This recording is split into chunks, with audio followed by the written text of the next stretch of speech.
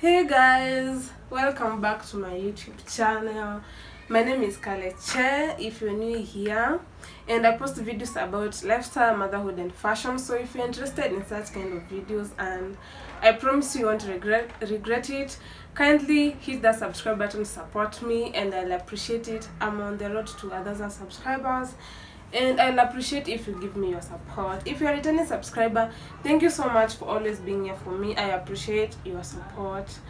I feel like it's taken me a lot of days before I upload a video on YouTube, because I think the last video I uploaded was on last week Wednesday, and I think that it has taken me so long. So I'm back to uploading regularly. So guys, I hope you give me the support that I deserve. So on today's video, I'm going to be giving you tips that can keep you prepared to be a parent or to be a mother before, tips that will help you to get you prepared to be a mother. So let's get straight to the video. To be honest with you guys, it's very hard to find someone who is ready to be a parent or be ready to be a mother, because at the end of the day, if you have never been a mother before, you've never given birth before, you have never been a parent, and it's all new to you, and there's no way you can be prepared. It's just like a new job. You can't be prepared to go to a new job because it's a place that you've never been. So these tips will not get you fully prepared, but they will get you somewhat prepared. And the first tip that I'll be discussing with you guys is embrace your situation. If you found out that you're pregnant and you didn't want to be pregnant, this point goes to people who are not prepared to be mothers. I mean, if you didn't plan to be pregnant, like teen moms and young moms who just wake up and find out that they are pregnant, and now you have to make a decision whether you will keep this baby or not. And this point is for you guys. Embrace that situation. Once you have decided to keep this baby, embrace it. Don't Sometimes you can go there half-hearted, because sometimes you don't know, like you get there with time. But if you've decided to keep the baby, kindly just embrace that situation, so that you can move swiftly and so that your pregnancy can be smooth, and so that it can be easier to carry the pregnancy till you are ready to give birth. So that point will help you, because some things won't be hard for you, like the cravings and the many things that come with pregnancies won't be hard, because you have already embraced that this is my situation now I'm here. What do I do next? Because if you keep being in denial, it will be so hard and so stressful to carry that baby to term. And that's why I'm encouraging you guys, kindly embrace your situation. If you are pregnant and you have decided to keep the baby, if you don't want to keep the baby, it's okay, you can send it back to the sender. But if you want to keep the baby, kindly embrace the situation. Make it easier for you and the baby to thrive and to come to terms with the situation that you're in, and that will greatly help you. The second point that I'll be discussing with you guys is that deal with your childhood traumas. I think we can all agree that many people, or many among the many things that are passed from generation to generation, one of them is childhood traumas. And if you don't agree with this, just look at your life. Most of the things that you do, even the way that you love other people, even the way that you interact with other people, it's the way that you were taught. It's like you read somewhere, you saw your mom or your dad doing this to this person, and now it's like you learned subconsciously without knowing it, and now you're doing it. It's just that you have not been looking at it keenly, but just look at it right now. Just sit down and analyze your life, and you'll realize that most of the things that you do are not authentic, and it's just that you learned them from your parents. And it's not bad, because this generation, we have a lot of resources that give you a chance to deal with them and heal. It's so unfortunate that some of these childhood traumas will make you become a very bad parent to your child, and that will affect them adversely, and that's so bad. Like, I hate seeing children that have bad behaviors or have childhood traumas from their parents. Like, let us be the generation that ends it. Let us be the last person to have childhood traumas. Let's learn, let's heal before we have children, so that our children can be damage free. We have to accept that we are damaged first, so that we can heal from our childhood traumas. We have to accept that these are our childhood traumas, identify them, become self-aware, and know that this is not me, this is not who I was meant to be. And if after you identify them, then make an effort to heal from them, because if you pass them to your child, I bet that is the worst thing that you can ever do to your child. Kindly, before being a parent, try. This goes to mothers and dads. If you are becoming a parent, kindly heal from your childhood traumas. I don't want no children getting childhood traumas from their parents from this generation. Let us be the last generation to suffer from childhood traumas. Let's end that culture. The third point that I'll be discussing with you guys is prepare holistically to receive your child. This goes to both parents.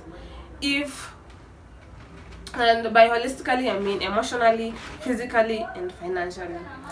I hope you understand that even during your pregnancy, your body and your emotions will change. You will also be required to invest heavily financially on this new project that you are having, that is the pregnancy. So I hope to be a better parent, you need to prepare that, so that you don't have to suffer, and so that your child doesn't have to suffer as a result. You need to prepare emotionally. Prepare, like, be ready to be a mother, be ready to be a dad. And I know sometimes for most of us it doesn't happen until the baby is here, and I'm telling you, it's not too late. It's not like these points that I'm giving you, you should have them before you give birth. I'm just saying, it takes, even you can be a parent after you've given birth, but between 0 to 1 year, before the baby gets 1 year, it's a very good period for you also to prepare again and to change your ways to becoming a better parent. So these points don't apply and before they are not strictly before giving birth. Like, it's a wide stretch. So prepare emotionally, so that your child comes to a emotionally prepared parent. Financially, please, I know we say it doesn't matter that much, but honestly, would you get it? Even, have you ever seen, like, these celebrities or these rich people, even if they get like postpartum depression, it's not as hard. It doesn't hit them as hard as it hits us when you're tuna pesa. Do you guys, hey, postpartum depression will hit you hard if you have postpartum depression and you don't have money for diaper, you haven't eaten, your baby wants milk, and you're like, you don't have a job, you want money. See, postpartum depression itakuwa. Oh my god. So you guys, finances, get your finances right. It's easier said than done. I know it's easier said than done, but because most of the babies, for us young moms and teen moms, it's like an oops baby, you didn't know, oops, I'm pregnant. And so it becomes hard to find a job and blah blah blah. So can we try to get our finances right? Because if we get our finances right, our babies will be fine, like soft life. Who has ever suffered? has ever suffered from having soft life. Physically, accept that your body will change. Accept that even during the pregnancy, your body will change. For some, it doesn't, except for the belly, like the other things, it doesn't. For others, it does, and it hits some hard. For others, it's just okay. But I hope that just get prepared. If it does change, embrace it and work on yourself to change the situation. If you're not okay with it, that is. But if you're okay with it, you can always be yourself. Don't let nobody tell you a thing. Just be yourself and you'll be the best mom in the world, the best dad in the world, and that's what's up. The fourth point, that it's very critical, but people don't find it critical, but I find it critical because I'm in the medical field. It's taking the important tests with your partner. Before becoming a parent, there are tests that are very necessary for you guys to take, but most people don't take them because they're not regarded as important tests during the pregnancy, or even when you look at the antenatal clinic book, those tests are not there. They are not indicated because they are not termed as important tests.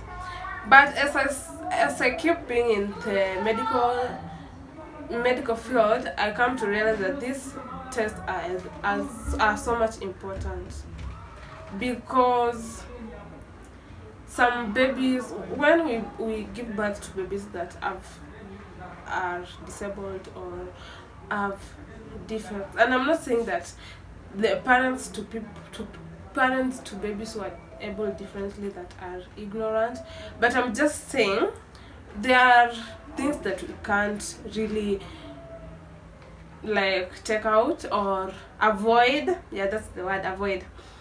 But there are some that we can avoid. For example, I think this one is obvious. Before having sex with someone, you should have an HIV test. You should do an HIV test, of course, because it feels so bad to see that a parent transmitting HIV and AIDS to their child. And also, being HIV positive, it doesn't mean that you will transfer HIV to your child. The worst part is being HIV positive and ignoring the antenatal clinics and also giving birth at home. Please, if woo, not me uprooting every word.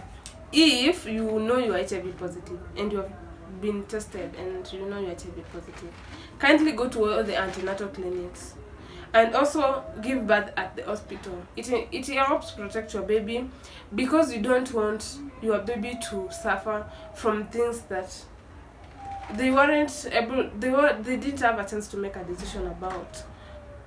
Like, they weren't there when you are positive. Like, you are positive, give them a chance to decide whether they want to be or not. The other test that people don't really understand is the HB electrophoresis. This is a test that helps you identify if you have a defective hemoglobin gene in your blood, and this helps reduce the chances of getting a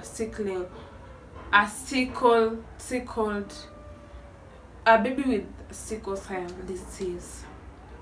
So kindly, I know people might not feel like it's important, because I know people with sickle cell disease survive, but I think it's a lot of struggle for the babies. I don't like it. I don't like it when I find a sickle cell, when a sickling test, when I do a sickling test and it becomes positive, I feel so bad for the baby, because it's a struggle living with sickle cell disease. Don't do that to your child. Go and do HB electrophoresis. It's a very important test. You can do it with your partner and find out the one. If you don't have the defective HB and your partner has it, there's a chance you can get a baby with a sickle cell disease. I'm not here to teach you about biology. You can go and Google and understand about HB electrophoresis, but I'm just mentioning it so that you guys can put it into consideration before becoming parents, so that you avoid some obvious diseases that you can avoid by just taking a simple test and getting it over with. Yeah, let's not make our babies suffer, because it's not okay to do that to our children. The last tip I'm going to give you today is be there for each other, guys. It's more important. More often than not, men ignore the fact that the pregnancy journey is so hard and women need them more than ever. It's so important that you be there for each other, support each other during this pregnancy time, because it's so hard. It's so fucking hard to carry a pregnancy for 9 months. Oh my god, it sucks. Sometimes it's interesting, most of the times sucking, because why are you in my stomach for 9 months? 9 months. It's too much. I don't even want to think about it. It's just too much. So kindly support your partners. Buy them those cravings. That's the things that they want, but not the ones that are unhealthy to the baby. Those ones you can avoid, actually, because I remember when I was pregnant, nilikuwa nataka kukula mchanga sana, like I was craving soil. Kwanza ile ukinyesha hivi ako karufu. Hey, I really wanted to eat that, but because I knew it was unhealthy, I didn't eat it. Like, I avoided it. I used to, when I craved that, I just refocus my mind to something else so that I don't think about it and end up doing it. And that's what happens with all the addictions, right? If you want to stop an addiction, refocus your mind. If you're thinking about eating junk because that's your addiction, refocus. Start reading a book and you will find yourself asleep without eating junk. That's my tip, an additional tip. Yeah, I'm that good. So yeah, guys, we have come to the end of the video. I think I've loved this session. If you love this video, give it a thumbs up. Share it to the upcoming moms, share it to existing moms, share it to people that think children trauma doesn't exist, because you can imagine there are people who think that there is nothing like childhood traumas. They think that it's like mi niko tu hivyo, mi nakuanga tu hivyo. You are not like that. Please become, by the way, the first thing to do, become self-aware. Self-awareness is the most important thing in the world. If you're self-aware, trust you me, and I'm serious about this, you will realize who you are and who you are not. And people won't even be telling you are this, you are this. You will stand firm on who you are, and it will make it easier for you to heal from childhood traumas. I know I talked too much. Sorry guys for taking a lot of time. Kindly subscribe to this channel, give this video a thumbs up, share it to your friends and family. Get me to 1,000 subscribers, you guys, and I'll appreciate a lot. Thank you so much. I'll see you guys on the next video.